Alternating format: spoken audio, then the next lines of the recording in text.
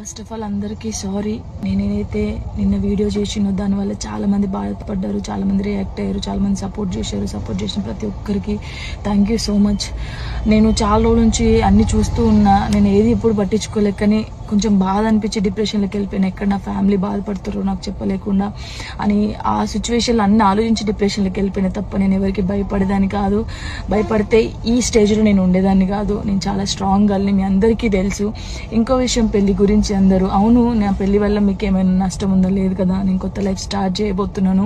నా కొడుకు నేను చాలా సంతోషంగా ఉండే, ఆ సంతోషంతోనే మీకు ఆన్సర్ నేను చెప్తా. నిన్న చేసిన వీడియోలు కూడా కొంతమంది మంచి తీసుకున్నారు, కొంతమంది చెడు తీసుకున్నారు. అది ఆగదు ఎప్పటికైనా ట్రోలింగ్స్ అనేది. నాకు అది అర్థమైంది. నేను దాన్ని పట్టించుకోవాల్సిన అవసరం నాకు లేదు. నా లైఫ్లో నేను చాలా స్ట్రాంగ్ ఉంటా, ఇంకా ముందుకు వెళ్తూనే ఉంటా. మీ జానక్ ఎప్పుడు స్ట్రాంగ్గానే ఉంటుంది. కొంచెం డిప్రెషన్లోకి వెళ్ళిపోయిన అంతకు మించి. ఫస్ట్ ఆఫ్ ఆల్ అందరికీ సారీ. నేనైతే